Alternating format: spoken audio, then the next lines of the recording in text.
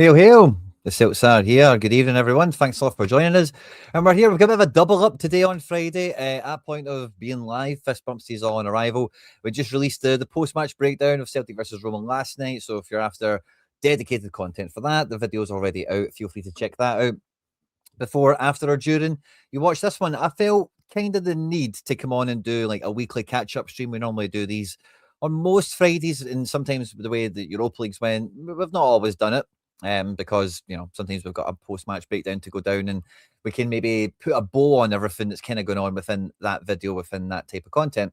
But I certainly feel right now, as I titled the stream today, Wilfried Nancy Week 1, there's certainly just some stuff to talk about in terms of like, Celtic fan to Celtic fan, how are we feeling? What are we seeing? And, really what is going on? And just trying to get it all together, really, I suppose. So we're kind of here. Audience participation, as always, is welcome. Fist Bumps teas on arrival. Smash the like button. Get into the live chat. If you've not quite caught the breakdown yet, it's fine. It's only been out for half an hour, and I think it is half an hour or so long. I forget how much the final runtime was. So whatever. Roma, I'm happy to chat about it, and like, don't be shy with stuff. I'm not going to bite anyone's head off if they've not seen the video or anything like that. Not that I do that or anything, but I don't know why. I just felt the sudden need, I suppose, to kind of mention that. So we'll have a preview on the channel for the cup final separately, a bit more of a like what we've seen, what we're expecting. But one thing I did, I've got some different settings here, by the way, so I just want to play about with them for. Oh no, it was just to do that, was it? Okay, there's just some new buttons that have been added on to the screen here, and I just wasn't sure what they were all up to, what they were all doing.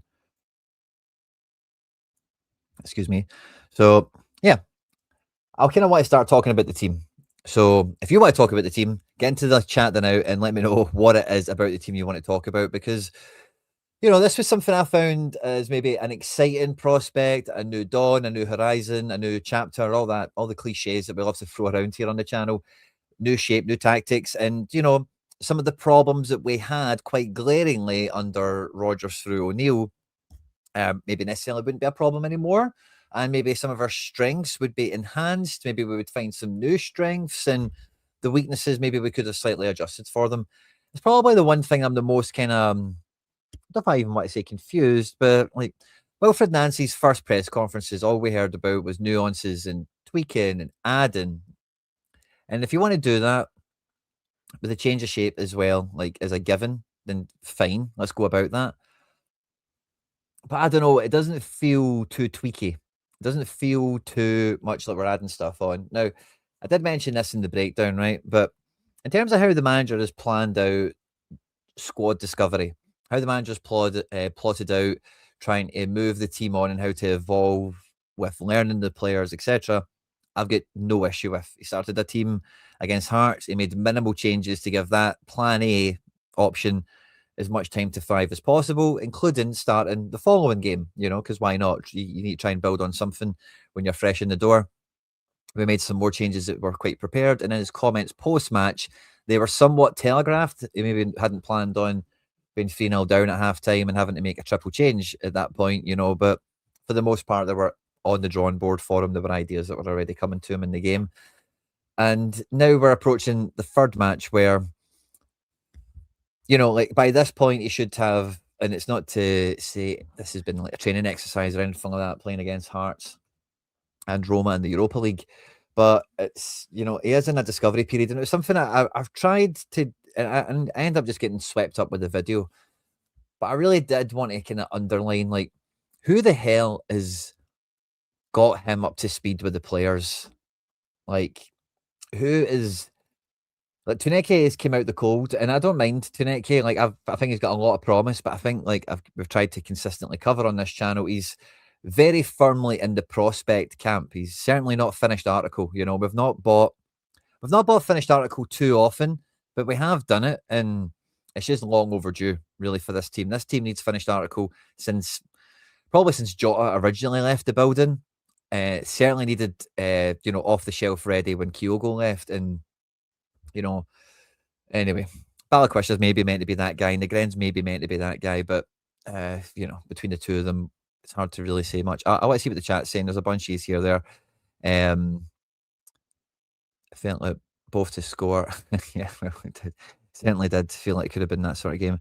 This is still the new manager's pre-season and looks like it. Yeah, that's a good way of putting it, Rob Lilly. I'm quite with you there. It's a fair comment. Let me put the comments on screen actually over there. There we go.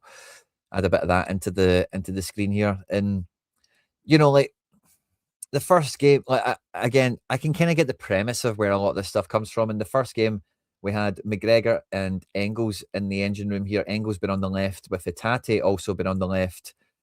And we've seen that as a bit of a problem.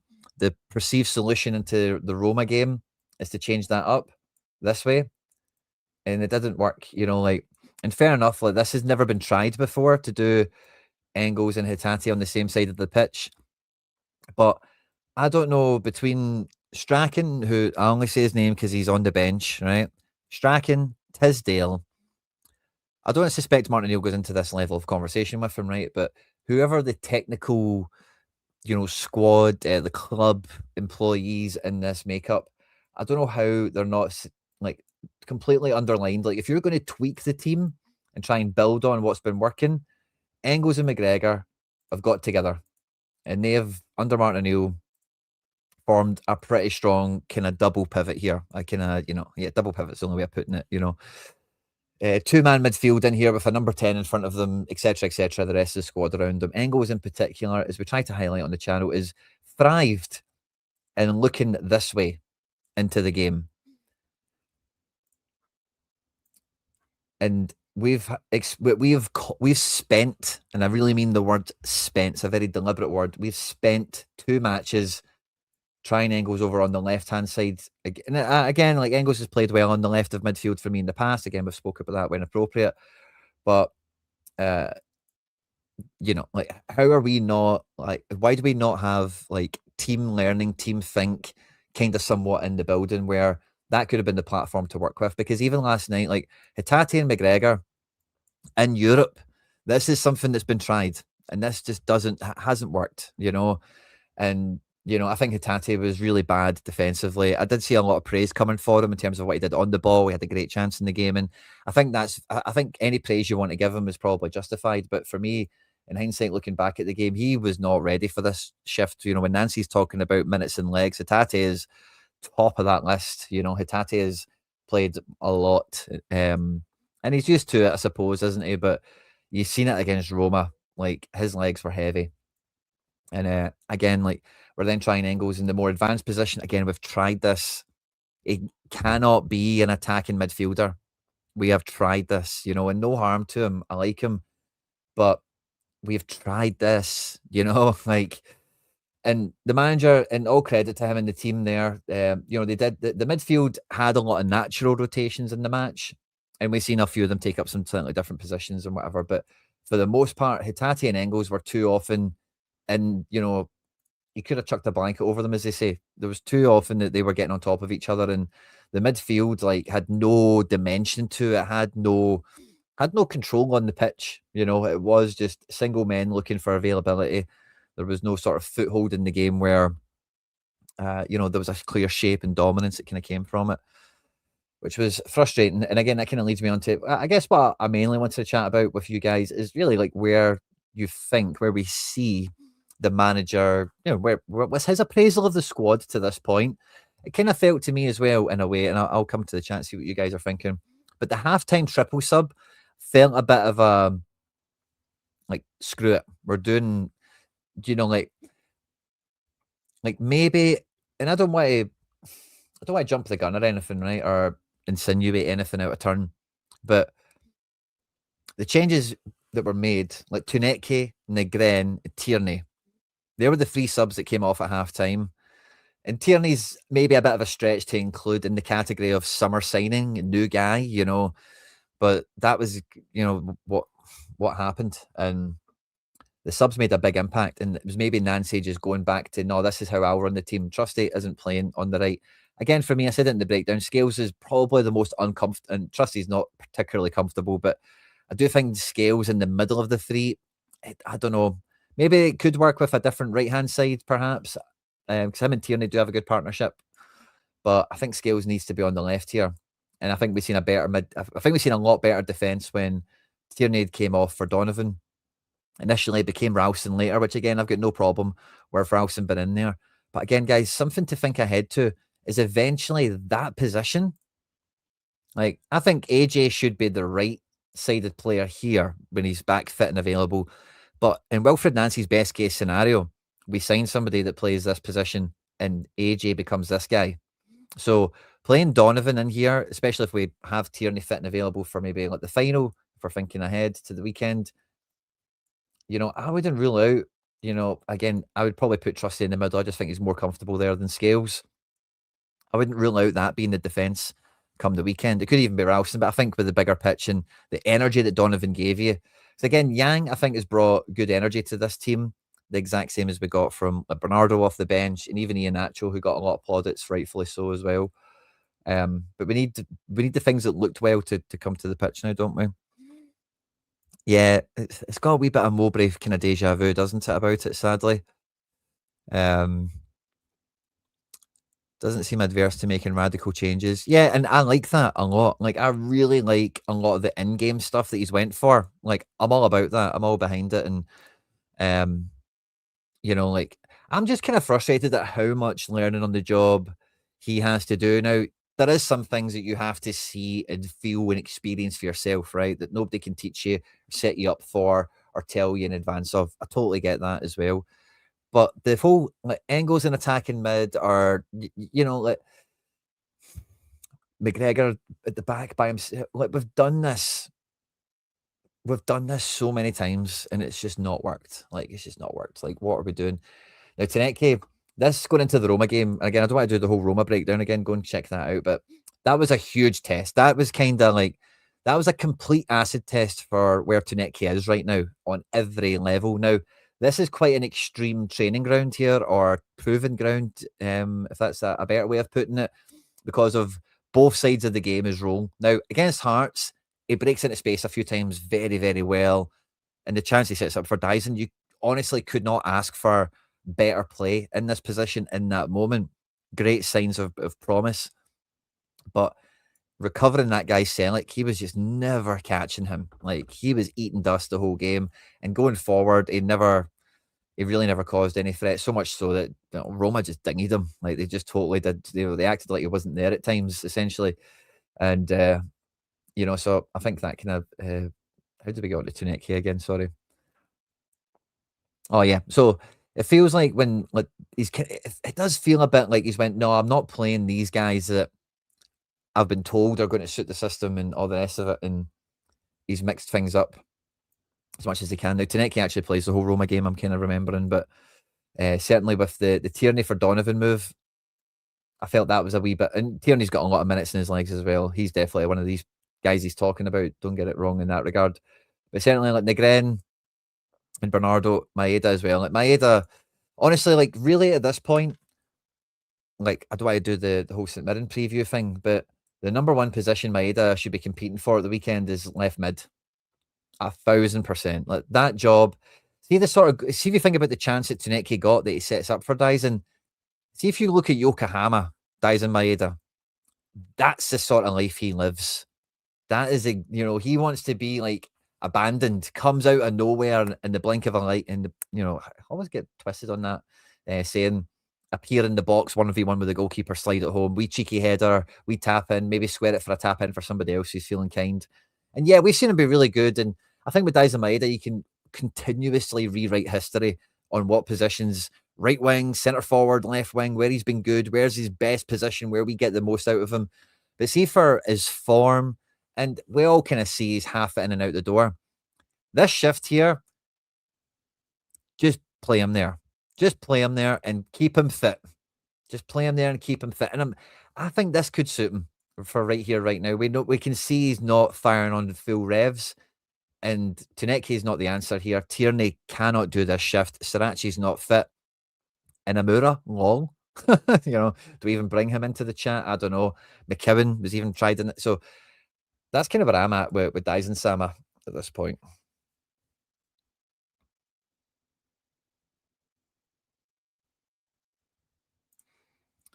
Yeah, I'm not. I said Scales is the most uncomfortable in the defence. Like, didn't And again, it was a bit of the 1v1s with Ferguson. Again, I spent some time on this in the breakdown. International colleagues, they should know each other, or they obviously do. And Evan Ferguson obviously knows he's got Scales' number.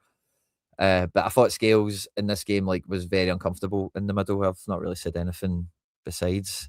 Yeah, I think on the left-hand side of the three, Scales has a lot to offer. We joked before, Ireland did play Scales here. Is that we did joke about this already, Tierney behind Scales. What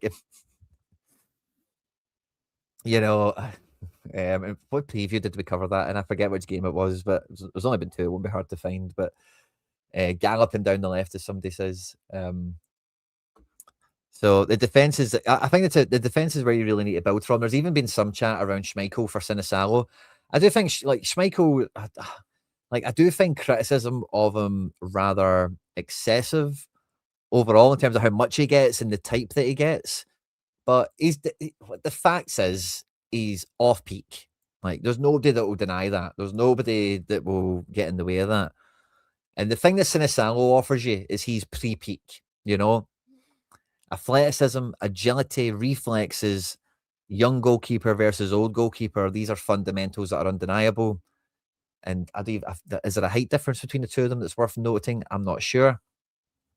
There's again, you would really need to be confident in Sinisalo, because dropping Schmeichel, especially if you're Wilfried Nancy right now, is a huge move. I think it's not even just us, the fans, the team sheet. Most people wouldn't care, but it's the players, it's the dressing room, it's everything that goes with it.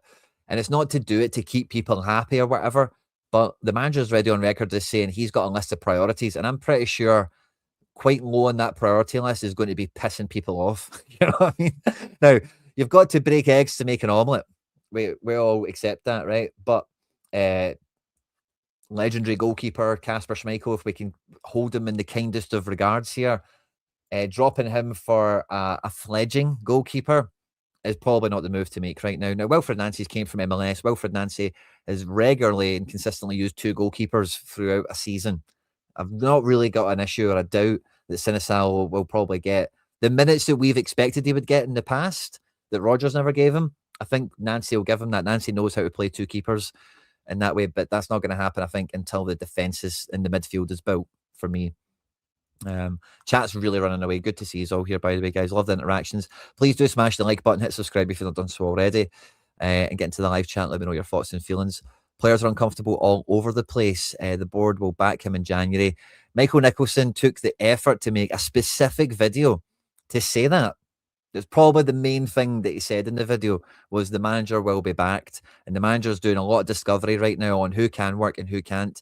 And to maybe jump the gun a little bit, with some content I had planned on doing, if we look at my wee Nakamura card, I found that in the back of the gallery the other day, and I thought, oh, look at that wee Nakamura card. Not that any's care about this stuff, but that was a bit of fun for me. But if we look at the Columbus Crew, one of the top players that a lot of people would have said, Ange style or Dyla style, Ronnie Dyla did sign Stefan Johansson from his club, don't forget, would be Max Arston. Now, I think if you look at our system, our players, we clearly, if you were to just we need a lot more, but if you were to make just two signings, you would 1,000% get a new left and a new right into that team. And if you're Wilfried Nancy, you're not going to look any further than this guy. He's ready to move to Europe. He has everything that you want and need. You can tell him he's going to start, and he probably, there's no real danger that he will start. It will be his jersey to lose upon arrival. Columbus Crew will cut him a deal. They'll get kickbacks and sell-on clauses and all that caper. Whatever. We'll give him Thiago home, whatever they want. Palma. But this should be a top target, I think. And I think he needs a lieutenant in here. Alistair Johnson's maybe a little bit of that guy. And any players that he can get into the team on side, like Yang, somebody mentioned it in the comments right at the beginning. I said it in the breakdown. Yang maybe had let's say 7 involvements in the game yesterday. 4 or 5 of them were very high level, now they weren't amazing, didn't rip Roma apart or anything like that, or really create wild opportunities. A few of them were nice, but as I say, he had 7 interactions in the game. 5 of them maybe were really high level, dealt with the ball in a difficult situation, progressed it forward, or so on and so forth, won the ball back, was very good, and is quietly becoming a bit of a hero in this right wing position. And I've not really got a problem with him developing in here, to be honest with you, especially for right now. And him and Arson would be, you kind of get the same thing with him on the left side, but he is like in this shape, has done this thing, has lived this life, and can kind of be a wee bit of the lieutenant in the system a wee bit just to help some people because nobody on the pitch has got the ability to guide anyone else really. It's normally McGregor, normally right in tune with Rogers, got right in tune with Ange, alongside with guys like Taylor. Who's going to be his Taylor? I think Bernardo's a really good shout for it because, again, we mentioned it in the pre-match build-up. If I can find Paul O. Bernardo, as we used to call him on the old software. But if the energy that he's been given Celtic and the fleeting appearances he's had in most recent times, as he gets the ball, he moves forward, he plays forward, and this type of shape needs that kind of energy into it. And I think similarly to Donovan, and let's see where Tierney's at. I've got him shifted out here at the moment, but let's see where Tierney's at. I think he has to play Donovan on the right. I equally think he now has to be playing Bernardo in midfield somehow, somewhere. Now, again, he can't be playing. The midfield should look, I think, for the weekend like this. This is the way to do it. This is the way to go. Now, I'm not completely against, and some of you will maybe kill me for this one, right? But I'm not completely against Hatate and or Negren, right? Continuing to stay in here instead of Balikwisha, right? I don't mind that. I do think with a little bit of time he had in the game, he looked like he could connect in this shape. He looked like the thing with him when you watch him, and I'm sure a lot of you were doing the same thing as me and almost player camming him a bit. As soon as the ball's nowhere near him, you would think he was just like on the school playground. He just stops. And I said in the breakdown, I'll say it again, it's kind of like Messi-esque that he just like stops, doesn't move, doesn't seem to be trying. But he's one of these guys that wants to be lost. He wants the play to move around him and defenders to lose sight of him. And he quickly will jump in and confront the ball or get on the ball and turn and run.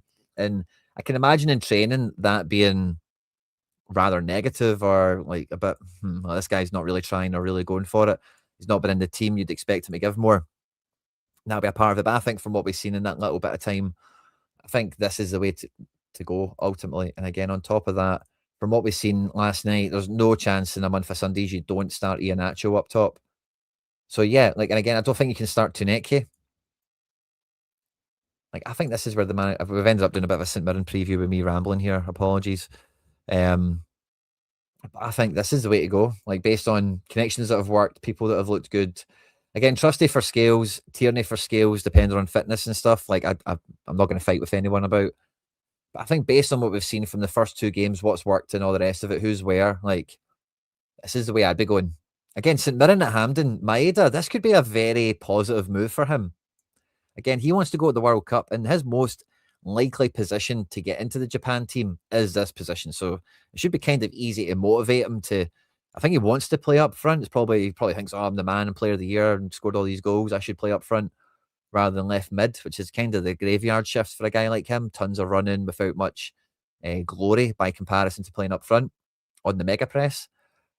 But, Taneki's not doing it out there. We can't ask Tierney to do it. I don't think we've got any other option, quite frankly.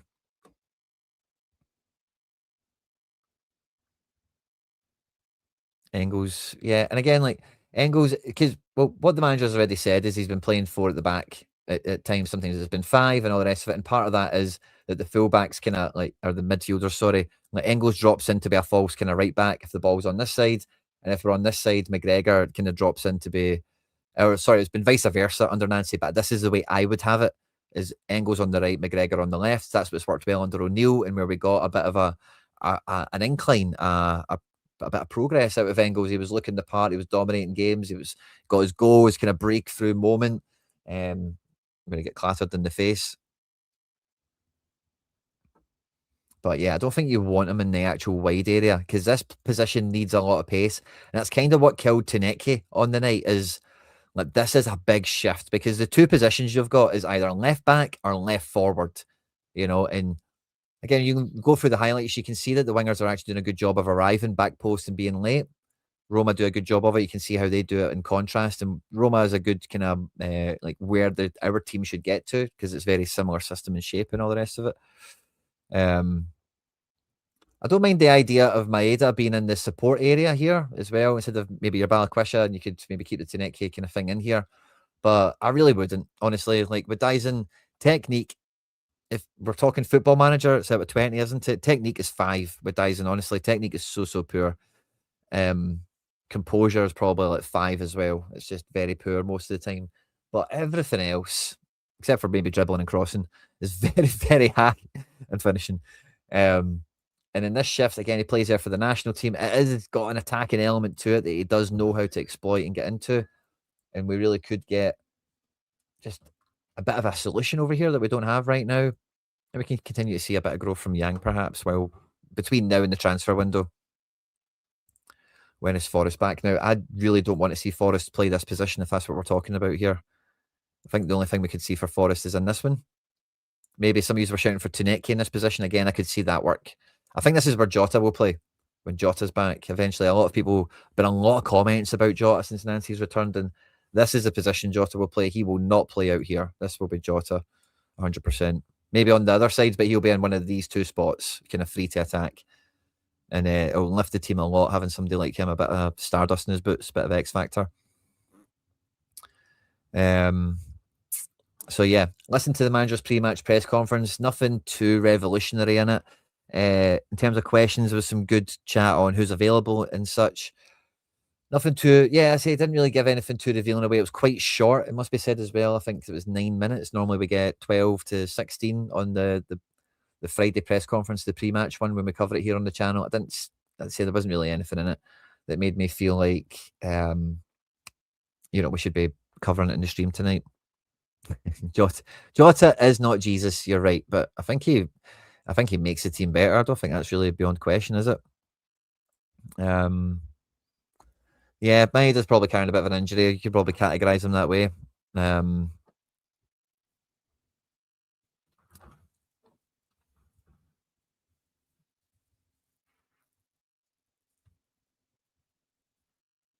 Who's this we're talking about? Engels?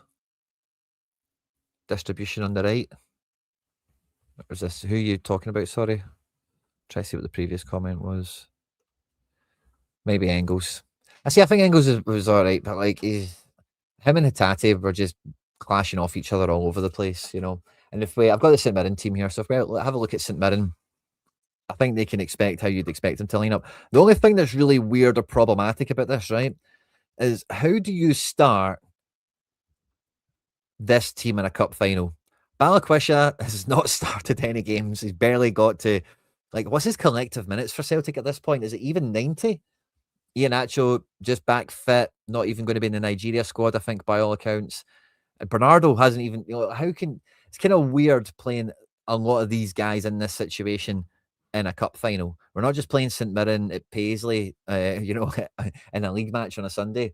There's medals on the line, so it's a really weird situation to be still I don't want to say gambling, but he is still trying to figure. He's not got a solution. He's going to have an attempted solution come into the weekend, which is fine, and it is what it is. But it's weird, where you would think, right, okay, we're going to have this sort of attack by now. We've at least scored a couple of goals. We can at least see where the element of the team is that's clicking together, and the part of the team that's not clicking. There's really nothing that's clicking so far, and I think looking at the 2 performances, knowing where a lot of the players are from the season, this team just looks like the one that will be clickety-click, the one that will get together. For me, in my opinion. Let me know what your thoughts and feelings are about this, because St Mirren, like I say, they're going to give us a really tough game, and the one thing about my experience as a Celtic fan looking at these finals when it's not a derby match is the pitch can eat some of these teams up. And it's kind of our superpower that we are used to playing at Hampden so much. We're used to playing at Celtic Park, which is a very big pitch as well. And St Mirren just don't have as much experience, but for a lot of these players, obviously they play at Celtic Park and Ibrox and whatever, right? But that's something that's in our favour here. So I just would put that out there, because they will be deep and tight on the ball, no 2 ways about it. Whether this is actually the starting 11 they use, I don't know. I think this is the team from the last match, certainly. I don't know if they were resting or rotating anyone. But Ayunga and Mandarin, We know how tough and physical they can be. And if we're going to like be using Donovan and Tierney like this and really going after them, which, bring it on, move these guys into the front three. And, like, can we go score a few goals? Can we go and, like get this football up and running? I could see it happening. I wouldn't put it, but like, as you can see as this unfolds, like depending on, again, it'll be like I said for the Roma game, it was a game of chicken on the wing, and Tunecki lost because he was trying to keep Celtic up, and Celtic just had his way with him. And this is going to be a game of chicken with the back three, because these two guys, like, if they get baited into dropping deep, then Donovan and Tierney, if that's the selection that happens, will be able to go forth and we'll have a 1v1 back here. Maybe there's a support midfielder. Fine. But that's the way we're probably going to try and stretch them out and try and look at the numbers here. Like, honestly, like, if you look at the St Mirren team here and imagine they drop into defender box, which they're going to do, and our players basically just sort of hold in and around the areas you'd expect them to, with these guys kind of flooding up, like, we're very quickly attacking with, like, basically the whole team.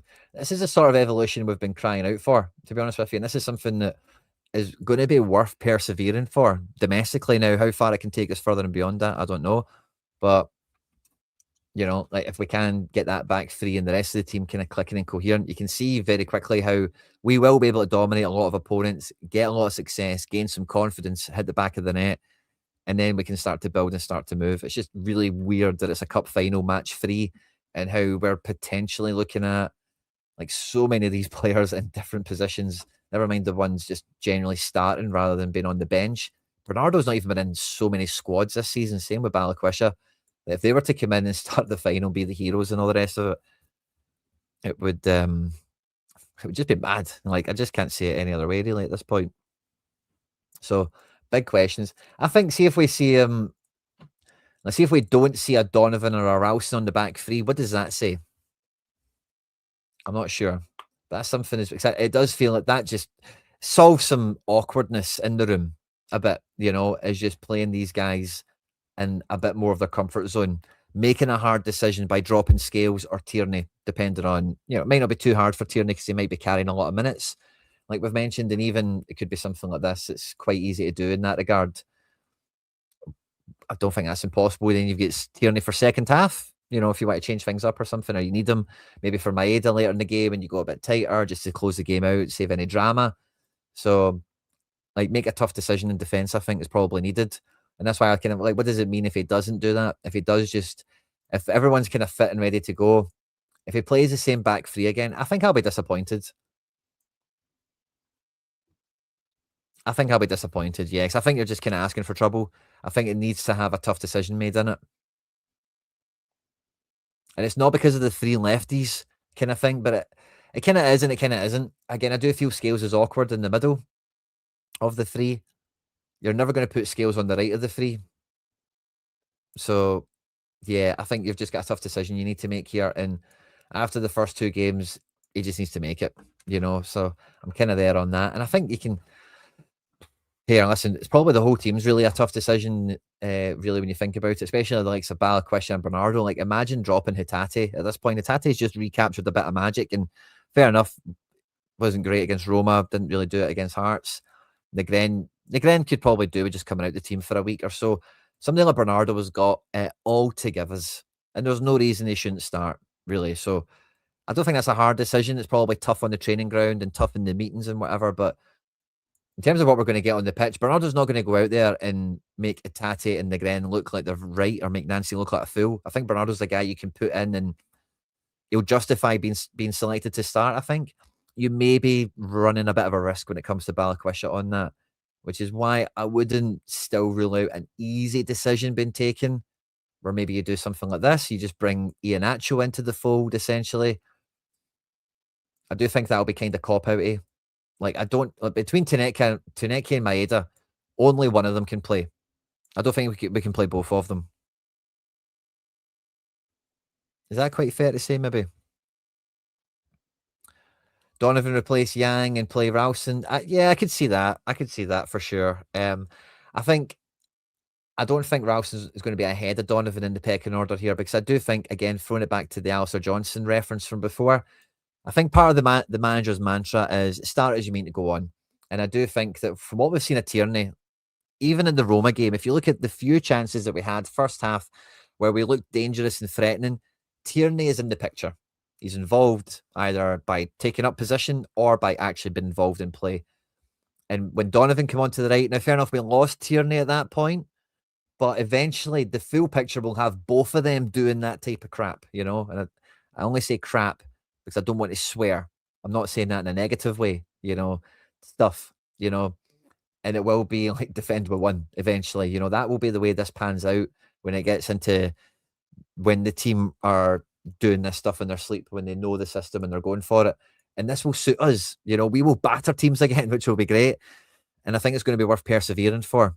Whether we can persevere for it or not, I don't know. So I do think on the basis of that, like the energy that Donovan will give, because Ralston, especially at Hampden, you can't get him doing what Tierney's done on the left for Nancy. If you just even imagine that in a mirror image. And I think that's Donovan is your man to do this. Maybe Scales will look more comfortable, but again, I think you probably even at Hampden, thinking about the situation a bit more, you want Trusty for pace. And again, you maybe get Scales and come off the bench later. You need to make a tough decision in defence. I think midfield, I say it's all tough decisions. They can't play Tuneki and Maeda. Bernardo has to start. And Yang, you know, I felt kind of bad for Yang. He was one of the first sub. He like subbed at 67, didn't he? I hope that was to kind of keep him in good fettle because he has been good under O'Neill and under Nancy. So whether it be on the right, which he has played, or whether he is part of the decision-making process and you move him to the left, you maybe do that Donovan thing, which was one of the options I did say in the preview would be a good option if he did imagine, if he did see that side of the pitch being a problem that needed solved going into Roma. And again, yeah, I could quite easily see, you know, forget the rest of the team maybe for a moment, but I could certainly see this type of thing kicking into gear. And again, this would be a lot closer to what he said he was going to do when he came in, and that would be to tweak it, because this is maybe not with Ralston, right? But even if this was back to, even with Donovan being in here, if this whole time this was the way it went, this is just an offset back four. You know, this would be, and you know, why not? Why was this not the way we kind of started proceedings in some manner, you know? I don't think it really changes Trusty. So Trusty again ended up in the right wing in both games. Like Trusty, fair play to him. Like he goes for it. And he's not that fish out of water. I don't think he's really the cause of anything, but I do think there's just a bit of natural comfort that's missing. And that just gets into the game somehow, and it spreads and it multiplies and it grows. And you just need to make a hard decision, I think. And yeah, it could be this kind of way inclined as well, like you just mentioned with Ralston and Donovan perhaps coming in. I think if that's the case again, you probably need to keep Trusty in the middle of the three. But yeah, you could go for that. And again, we could talk about all sorts of combinations for front three thereafter. But I don't think there's much discussion around. It has to be Engels and McGregor in here. And it's just getting them the right way around. And I think a lot of this will just fall into place around it. Even if it is Negren, because I think Negren is a very good final third operator. What Bernardo's a lot better at doing is getting in amongst it, getting the ball forward, playing it into this guy, and then like getting a run moving, you know, keeping the pressure on, getting the pace moving. Maybe it might be playing it out wide, depending on where the ball's at. But his type of energy, I think the energy we got from Balakwisha, I think these are the guys you start, like really. And you tell them, go and win the final, go and write your name all over this place, and let's get this, you know, let's get it going here. Attitude off the ball was a disgrace, says Liam. And, you know, like you see it, man. He really, I don't want to quite say, like he wants to be lost. He wants the opposition to forget him. I don't think he's against pressing. I think he actually wins the ball back quite well. I think he's got numbers at Celtic to show that he wins the ball back. He's quite willing to engage the opposition and pretty successful at it. But he's not Dyson Maeda, who just goes on running the suicide run all over the pitch. He wants to be lost and he wants to be found by us, you know. So I get that, but I don't take it to the disgrace element. I think it's personal preference how he wants to play. And you maybe think, come on, pal, you need to earn that, perhaps. I can get behind that as well, fine. But I don't think it's because he's lazy or something. And yeah, On that note of internationals, by the way, because whatever solution we do crack here now, I think by all accounts, Iheanacho will not be going to AFCON with Nigeria, which is good, but Balikwisha will be. And even if Tuneke does start the final and somehow captures lightning in a bottle and becomes a solution here, he, along with Balikwisha, will be flying out of town on Monday. Monday is when the AFCON boys go, and it will be Tuneke and Balikwisha for certain. I think Iheanacho has escaped the call up here. But we're going to be back to square one in terms of looking for a left-hand sided problem. So that's why I was saying with Maeda, like, yeah, Yang could be a solution, I suppose, but like he just is a solution, period, you know. And I think that's why I kind of come back to this being, and I think Balikwisha gave you more than 15 minutes, and like Hatate has been great. So again, I can go along with Hatate starting. I can go along with, really, believe it or not, with Negren starting, although I don't see that happening at this point, just because I think he's a final third player. And I think if you have better support and better cohesion, you'll see more out of him. I think from what we've seen, and God knows what they see at training to really accent all of this and underline anything. McKibben, actually, great shout, by the way. Roy Jacobson, not really in this conversation, and did do the pre-match press. Now, take Balikwisha out of the equation. McKibben actually would fit really well into this, you think, don't you? Very much an attacking midfielder, very direct, happy, plays well with others. We've seen that. And, you know, he's been tried on the wide areas by Nancy. Very much would suit this attacking midfield role, you'd think, especially against St Mirren and at Hampden. Like, this is a sort of game you could get a really good 60, 70 minutes out of McKibben in this shift and still have, look at that for the bench, if you're going to use them all, especially somehow. Negren, Hatate, Balikwisha, Tuneke even as well, adding into that. Say what you will about any one of them, but they do all have quality, and St Mirren don't have subs of that calibre, quite frankly. And if we are scoring goals, the crowds is singing, you know, the sun is shining, medals are getting polished, with, you know, for the final whistle, then, you know, those guys coming on are adding to it, aren't they? So, yeah, Martin O'Neill played McKibben regularly. It's a fair point. But Hatate did play fullback for us and get man of the match. Very well pointed out. I don't think this type of fullback works for him, but I don't think so. I think he's busted right now, to be honest with you. I think Hatate, Tierney, and maybe Negren, and probably Maeda are the ones that the manager's talking about in terms of the minutes and the legs. I think they're the ones that have probably suffered the most. Everyone else has been in and out of the team sporadically, so I think Engels, Tuneke, Yang, Tierney's been managed, but you can see he's been overplayed to an extent. I think they've all, you know, like none of them have got the tiredness excuse on their side. There's only a few of them I would accept that for. Yeah, and Inamura's, you know, not been in the picture, not been in the fold. He's not even made a squad. I think when he makes a squad, we can talk about him again properly. And I did say in the preview to Roma, if we didn't see Balikwisha, I was going to stop saying his name. But we did see him, and he did actually look rather, I think, nippy. But it was controlled. He was like quite selective with how and when he did it. Hatate, not left back. Yeah, I think he played left back for one game, right back for one or two. And he scored 2 goals in one of the games. I think it was against Hibs, I want to say. I don't think he can play Hatate in the wing back role. Sorry, guys. Like, I think you need to keep him in the centre. And he could play anywhere in the centre, but I think for where the team's at, for what Strachan should know, for what Tisdale should know, Maloney, McManus, whoever's there, whoever's in charge of this, is McGregor, Engels left and right. Don't play Engels in attack. Don't leave McGregor to defend by himself. Like, we should know this stuff by now. You know, the club should.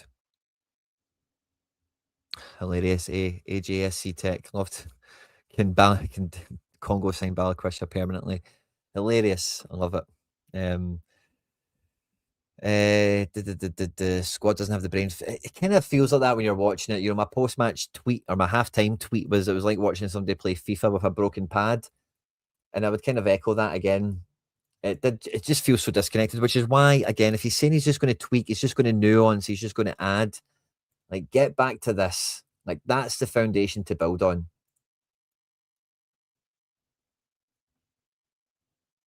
Again, yeah, like I'm really not against McKeown starting this.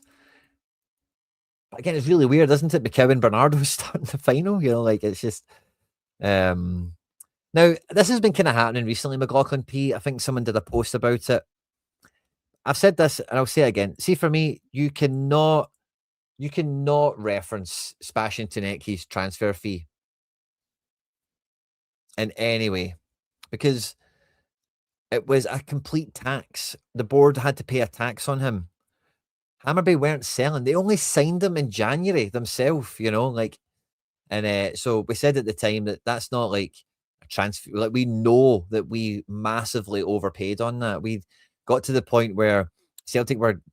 Do you not remember the day we signed Tunecki and we were getting all the insider intel of bids submitted 2.1 million, 3.5, 4.2. Hammarby are not selling. They do not have time for a replacement.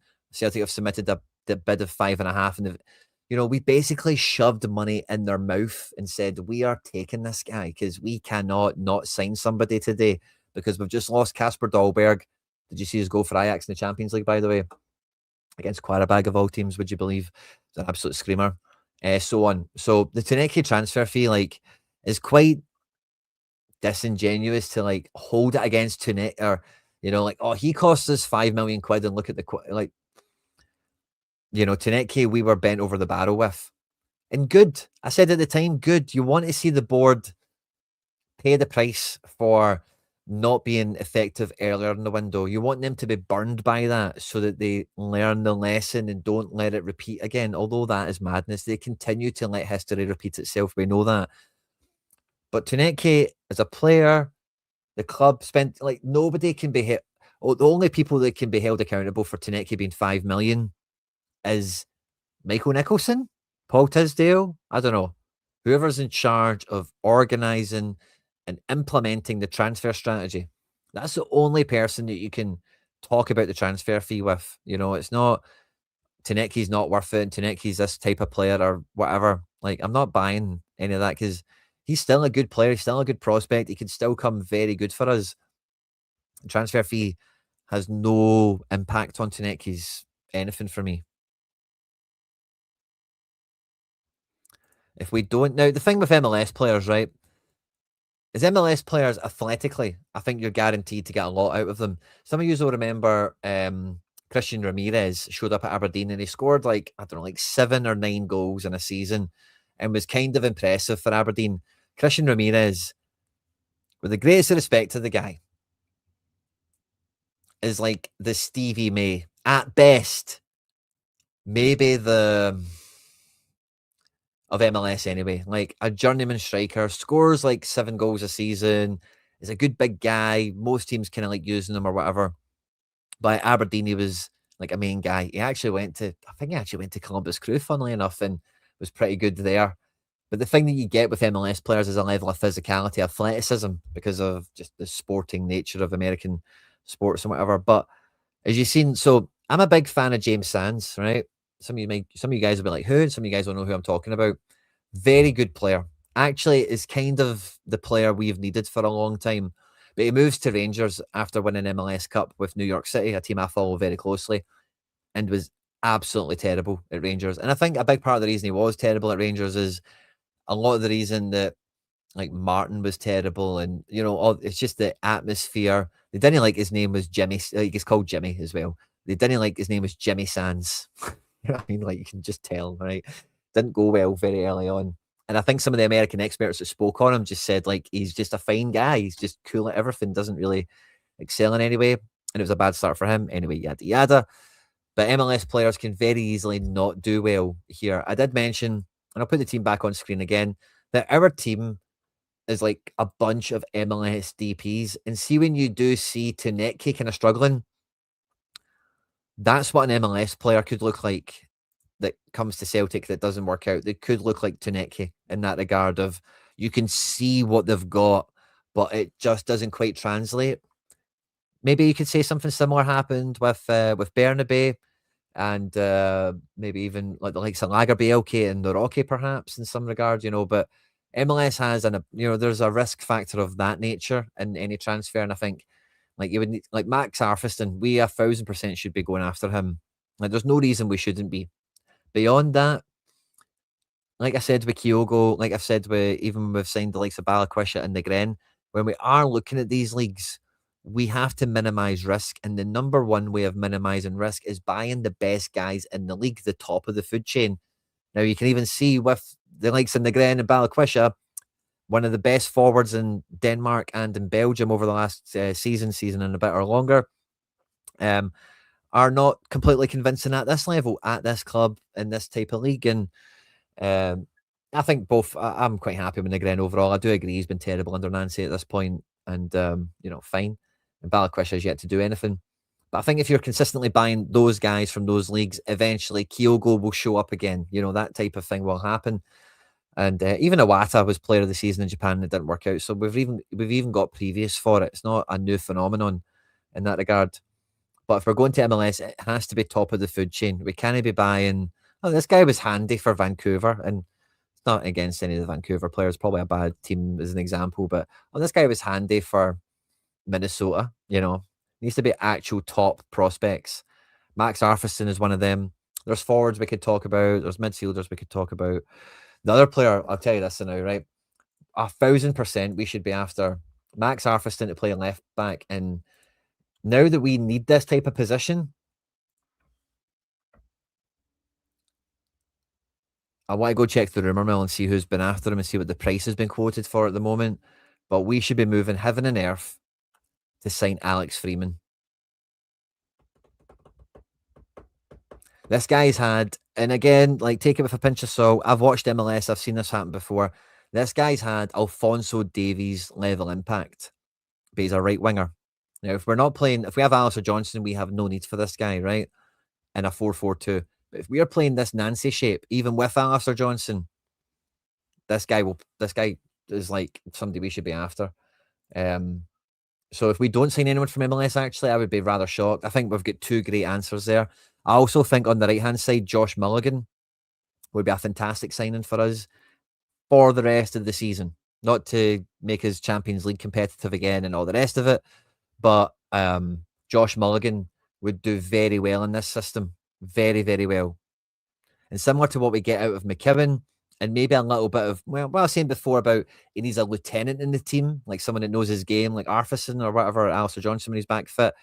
Signing somebody like Mulligan can kind of quasi be that, I'm going to play you, I believe in you, you fit the system, you go in, and you've kind of got a guy that only knows you as Celtic manager, that you've made a Celtic player, so I think Mulligan would be a good one. Kai Wagner, is just signed a new contract. I think he was a free agent not too long ago. He's top of the food chain. If we go for him, get him. Yeah. But he could be Tuneki. He could get here and look, or Bernabe. He could get here and look really we probably, because America's kind of cushy. It's kind of comfy, He's been there a long time. Very kind of you to say so. And hopefully that sentiment can spread to the likes of Michael Nicholson, since they're the decision maker. I was thinking about this actually. I'm planning on maybe dropping some alpha, let's call it, to the Celtic hierarchy, because I do think, yeah, I'm with you. I think best, when everything's firing, that's where AJ will play. I've got no doubt about that. I think AJ will play where Yang is here at some point, because we probably will need him to in some sort of short-term period. But this will be AJ's position until we sell him. Now, I want to go and check that Alex Freeman, see what he's been valued at the moment. Because if we're not making inroads to this guy now that we've got Nancy should be able to convince this guy, number one. Alex Freeman transfer. But, and again, I might be exaggerating or using hyperbole, but this is, see when Ronnie Dyer wanted to sign Odegaard, if we're going to back a guy. Two clubs. That was the 16th of July. It's a while ago now. That is Alex Freeman. Yeah, Freeman. Have I spelled that wrong? Alex Freeman.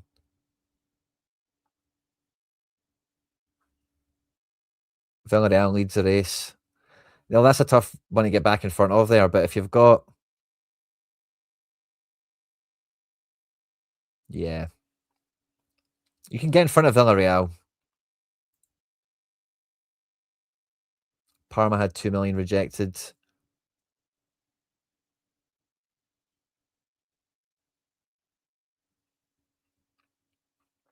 I don't think this guy will be expensive in the sense of like, I think we would need to take him quite close to a lot of our top end of budgets on transfer fee. Or Brian Gutierrez, by the way, has just moved to Mexico. He would be. We've got a lot of attacking midfield options that we've not quite sussed out yet. Would you want to add another one in that might not work? I don't know. But I really like Brian Gutierrez, and he would actually fit this system if we had explicit space for him. But like I say, he's already went to Mexico, so ignore that. But yeah, I would be very surprised if we don't go to MLS. Haj Musa would be a good move. Yeah, but again, I just don't see us paying the money. You think so? Abada's been all right. Abada's been all right. Abada is like, he goes through some patches where he's in the team, and he actually goes through some patches of some pretty good form. But he does also go through periods of like, he plays consistently. He's one of the better players in the Charlotte team since he went there. Like, he plays all the time. Like, he scores some stuff, but he's definitely not hit the heights. I don't know if can we scroll far back enough to see Celtic scores? Yeah. Here's some Celtic action. Like, Abada was really good for us. Like, he could get goals and assists for fun. Was quite a peaky guy. And since he's went to America, like, he's effective. He's not in a great team. Like, Charlotte are good, but they're not like amazing at football. They're led by Dean Smith, former Aston Villa manager, Ashley Westwood, and Wilfried Zaha. Wilfried Zaha, by all accounts, is a big diva. They're the kind of Premier League kind of level players are brought in. But yeah, he's not doing particularly great. He's doing all right, but not in a great team full of creative. Like, he's probably meant to be the main creator in the team, and he's not really that creative, as we know. Hugo Kuipers, again, I wouldn't bother with Hugo Kuipers. Like, see, when you look at Kuipers, Max Dreyer, all those type of, I know some of them aren't Scandinavian countries, but those kind of European nations like that, the Grens in that category, they're all that same type of caliber. And Kuipers, like, we can do better. I would rather get Dejan Jovic personally. Diego Rossi, I wouldn't mind in this team, to be honest with you, but his wages would be the tough bit. I don't think transfer fee would be an issue, but I think wages would be an issue for him. Might not be an issue, but it could be.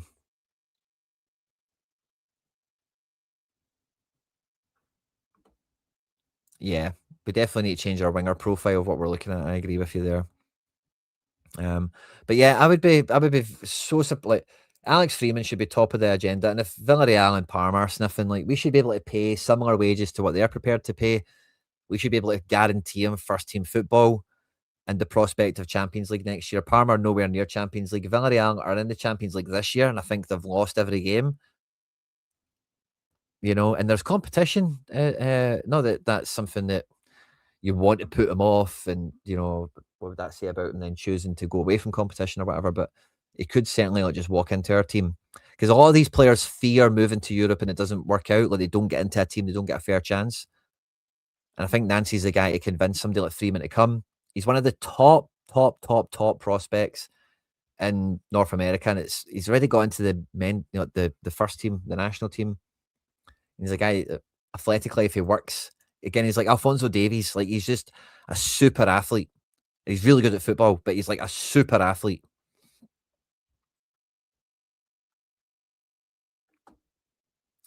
Top choice for, if it was MLS, top choice for striker would be Alonso Martinez, but he's just done his MCL. So outside of him, I really like Dejan Jovic for like our system and what we would do. And overall, top choice for striker. I've not actually thought about strikers since we've changed the shape. Like, we've known that the shape has changed. I'm not sure if there's a super candidate off the top of my head. I'll definitely think about that. We'll have a lot of transfer content coming up. We're right around the corner from the January window. I'm not too sure he goes for Rossi. To be honest, I say, like, the team needs, right. What is the team needs? A left wing solution. Yeah, let's just put the spots where we need them. Right, we need a left wing solution. We need a right wing solution. We need a ball playing centre back somewhere somehow. Yeah, And if Maeda leaves, we've only got Iheanacho. We need a striker. So there's a minimum of 4 people we need on the outside. Now, that's actually kind of convenient because really, in all fairness, in this area here, now we do have the need for maybe another player in here to really make that competitive and upgrade it actually with someone that's maybe purpose built for the system. But even with the versatility of McKeown and Bernardo, like that's and Tate, that's maybe not like a pressing matter right now. We have a lot of bodies in there. We should be able to figure that out. So let's imagine there's like 4 must make transfers in the window. I think that's the way to look at it now. I don't think we'll be looking at midfielders, sadly.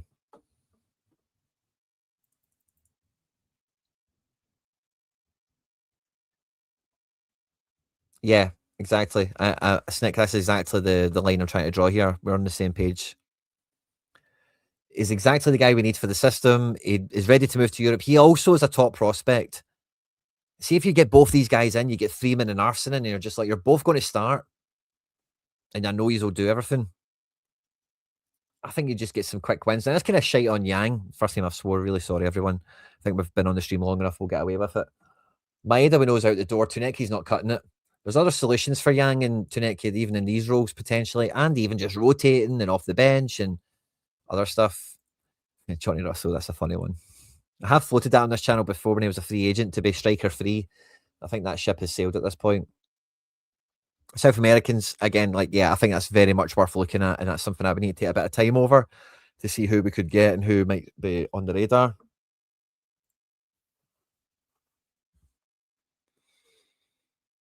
Yeah, we could maybe get Messi on loan. Well, Messi's now not really get much football, I don't think, until the World Cup. I'm not sure what MLS is doing, when they'll be back, when they stop and stuff. You never know. Ollie Burke's a very MLS player. His agent would do well to get him out there when he's done with Bundesliga. He's getting a lot of nice Bundesliga contracts, but so it won't be until that dries up, I don't think. But yeah, I've kind of been all over the place a little bit. I like these streams just to kind of talk a wee bit more about whatever's going on. We maybe look at the press conferences sometimes. We've not done that today. I like to get a lot of audience participation in here. How much money do you reckon the board have to spend now to guarantee Champions League next year? That's a great question. It has to be upwards of 25 mil. Gross. I say gross. That's very important because the board have got this supernatural ability to net spend zero. I'm looking at you, Daizen Maeda. He will probably not far off equate to whatever we spend in this window, but we're already 15 million up in this season. So if we don't have 20 million ready to go, and you spend 10 of that on Arsenal and Freeman, just spend the money. Same way they did with Tuneki, which is why, like, again, I don't want the Tuneki transfer thing to be discussed as a negative. Like, it's the board's penance to pay. It's their, that's, it's their fine for bad business. And you want them to be burned by that fine and go and just pay the money. Go and do the deals. We've already did the deal with AJ from MLS. Nancy obviously knows who the hell to phone and how we get the deals done. For that insider track that we clearly seem to miss. We don't have that many phone numbers or fax numbers. So yeah, like Arsenal and Freeman, absolute tap-ins. Like if we don't sign both of them, I would be amazed. Now Freeman has competition. Like we mentioned, we just kind of seen it there on the rumour mill. According to the rumour mill, there's competition anyway. So if he ends up somewhere else, okay, whatever, spilled milk, we're not going to cry over it. But Arsenal, like that should be a tap-in. Straight tap-in. And no, you're right. We are like 15 million to the good on transfer activity, and that doesn't include Liverpool Frimpong money. I think Sarachi's time is done. Sadly, unless he's happy to take like a bullshit wage, like see whatever like Taylor was on, not what Taylor wanted, but see what Taylor was on. If Sarachi will take that money, I think yeah, cool. I would be up for it, and the club, yeah, fine. But it would need to be in that squad category. Can't really think about Sarachi beyond that. I've been wanting Mark McKenzie for about 5 or 6 years. I think that ship has sailed at the moment, unless we're guaranteed Champions League football.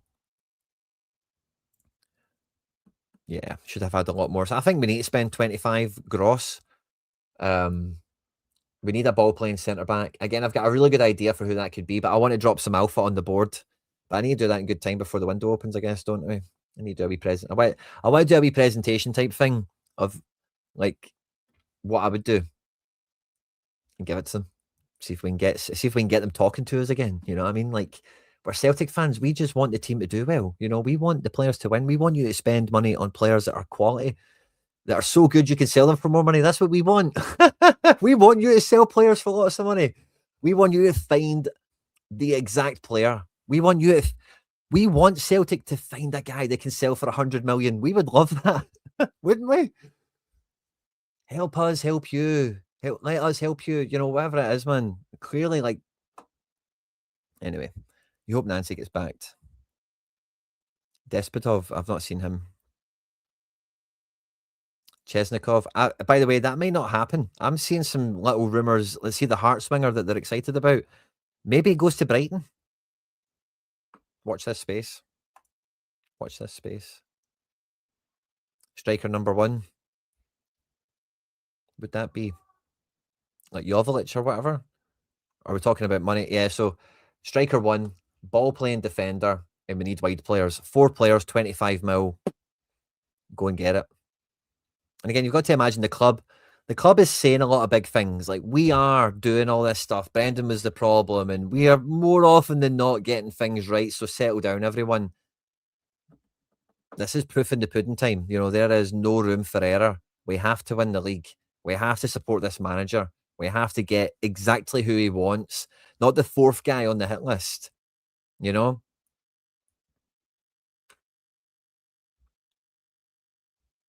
I would take Josh Mulligan if we can't get Alex Freeman. Happily. 2 central strikers, a right-sided centre-back, and an attacking mid. Nah, I think you need the wide areas covered. Expect Dyson to go. We can't run with Taneki Yang, Donovan period. Yeah, I would take Mulligan. I'd buy Mulligan, no problem at all. Whatever Hibs want, pay it, get him.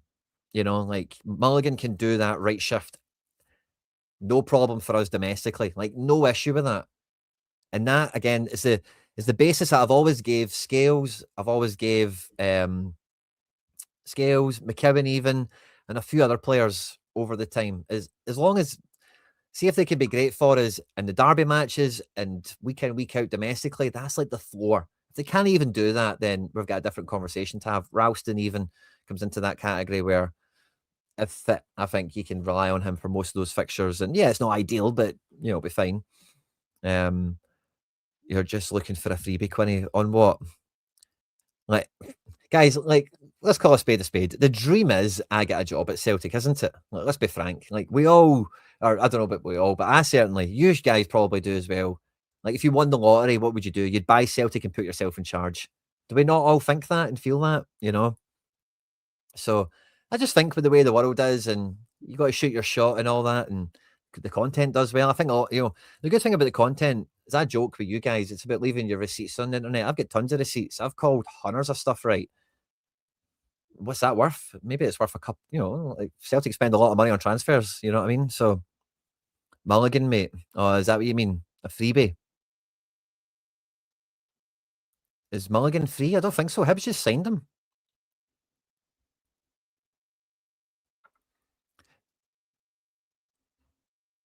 Oh, sorry, Duncan. Your wit is impeccable. It's lost on me, but the Neanderthal that I am. Yeah, exactly. That's what I'm saying. You'll just need to pay them what they want. Like, if they want 4 million quid, give them it. You know, if they want more money than Scott Brown was, give them it. Because he'll fit, he'll work, he'll do well in the league. And I'm saying, like, Nancy needs guys like that only know him as a Celtic manager, that he's made Celtic players and fit the system above all else. Exactly. I'm the same. By the way, I would take a job lifting and dropping the cones. You know what I mean?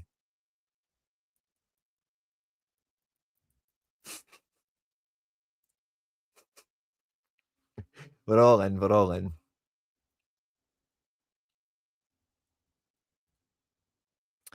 Yeah, by the way, the only thing I would say about Motherwell players is I've personally not watched a lot of them. Elliot Watt, Elijah Just have been off the charts. But a big part of Motherwell is Paul McGinn and Stephen Welsh. Would you believe it? And by the way, when we're talking about the defence, we still own Welsh and we still own Naroki. Now, some of you might not know this, right? But Magic Big Mike Naroki has been doing pretty well since he's went to Germany. Pretty damn well. He's played, what's this, 6 games? Look at this, guys. First game, 64 out of 100. Great performance. Like, good defending numbers here. Like, won 4 duels, didn't lose one. Made 2 interceptions. Clearances and stuff. Pass count, quite high, 60. Bundesliga 2 away from home. Next game, brings in at 94 with a last man tackle. You all don't need me to explain what that is. 10 clearances, 2 tackles. He's also made 8 successful duels, only lost 3 interceptions. Bundesliga 2 is like a heavy league to do well in. And defenders that do well physically and like he's got an assist in the next game. He's got an assist. Clearances and blocks all over the place. Again, duels are nice. Interceptions are massive. A lot of good passing stats for him there. And that was at home in a game that they lost. And then the next game, look at this, a perfect 100. He did this by half-time, by the way. I remember watching this score coming in. A clearance off the line and an assist. But look at this in defence. 13 clearances, 2 tackles, all the blocks, all the duels won that you would want. 10 won, only 4 lost. Pass count was massive as well. And then, yeah, next game, Karlsruhe, 48. They won 4-3. Did they play the full game? Yeah, come off at half-time. I think he got injured. And then the next game he started and got an assist. We have Naroki. We have Welsh. I know people are chatting about Palma maybe getting a second look. And do you know what? See Palma in one of these one of these positions. Like, we've always said it on the channel, and I'm going to go on a limb and say this was the channel that kind of started the anti-Palma-isms, right? Because Palma was everyone's flavour when he was scoring, right? And it wasn't here. But Palma is not a winger. Palma can take guys on. Technique and shooting and stuff like that, undeniable. And in these positions here, in support of a striker, see if somebody wanted to try Palma out, because Lech Poznan cannot afford him on any metric. They cannot afford his wages. They cannot afford his transfer fee. Doing it in Poland might attract some interest and somebody might buy him off us, right? But if they can't afford him, their Europa Conference League thing, if they're still in it, maybe there's some value to keeping him there in case they go on a run. But I would, if Nancy fancies Naroki, Palma getting a look in, go for it. What have you got to lose at this point? They've both had good loan spells where you can sell them in the summer probably anyway. So would the cheapiness of that strategy in terms of finding solutions into the defence and the forward areas by recalling some of these guys, I wouldn't want that at the expense of not signing people, but I wouldn't be against it, is what I want to say. And I am the Palma out guy. Like, I am that guy, you know, that started the Palma chat. I don't mind saying, put myself on the record as, but different system, different manager, different shape. He has techers. There's no, but maybe like us is same as Carter Vickers. I've said this for a long time, but Carter Vickers will never play for a better team than Celtic. I've said that for the last 3 years. He will not move on from Celtic and play at a higher level. And that could be the same for Palma, but Palma has X factor, you know, and we need that. Jota could be the same. Again, didn't really work in France and nobody else really wanted him. Odenholm, again, maybe he comes into the picture. I think he had a really bad, like, a blood vein type of issue or something. I don't know. So don't really, we wish him all the best and hopefully he's raring to go. Maybe could be a wild card, by the way. And again, like, even if you could tune Palma up to be a wild super sub, we need a guy that we need guys like that, you know? Is that the ideal situation for him? No, but we don't care. See if we can bring him off the bench like all season long and he scores some goals and whatever. We don't have guys like that. So I don't mind it. But the transfer window has to be mad busy. And there's no room for sentiment. We're talking about the defence needing some big questions being big decisions being made. The transfer window is the same. Maeda, you and your agent, go and make it happen, you know. It's happening in this window. And if there's anyone else kind of on the fence, Balikwisha, Bernardo, Yang, whoever it is, if there's anyone else that's kind of like, go. Because we are spending money, we're bringing people in. That has to be the attitude. Needs to be the way it goes.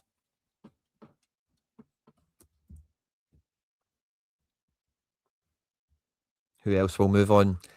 I don't know. I think Bernardo is very much like, I think if Bernardo gets back in the team, he'll be super happy to stay. Because I think, again, he doesn't go up from Celtic, Bernardo. I don't see that happening.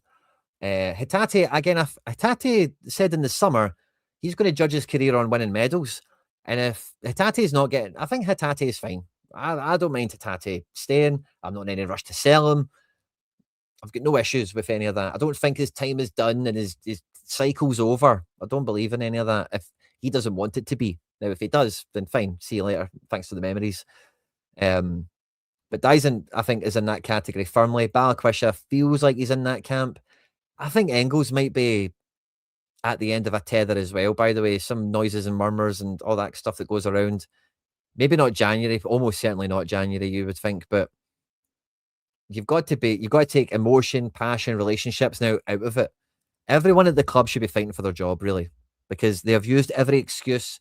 They have backed themselves really into a corner on so many levels that failure to back this manager and failure to get the January window right, because unless we do anything spectacularly different in the summer window, which we won't, we've all seen that time and time again, regardless of the fantastic, beautiful positions of strength we've been in the past, we've never done it. Don't see it changing. The January window is what's going to dictate how strong we are for qualification to the Champions League. It's important for that reason. It's important for the league. We're behind Hearts and blah, blah, blah, blah. And going back to the summer, we didn't even do any real business of note anyway. So this January window, all bets are off. Like, it has to be massive, you know. Kind of a wee bit all over the place. Thanks to everyone that's tuned in today. I really do appreciate it. I'll have a wee bit of recording done tomorrow morning and we'll do a proper preview of St Mirren, Celtic, the League Cup final. And yeah, thanks everyone that tuned in. Please do subscribe for more content like this. And be sure to check out the Roma breakdown. That went live just before this stream went live. So if you've only seen this, feel free to check that out. And yeah, thanks a lot. Have a great weekend. Hail, hail. And Mo the Hoops.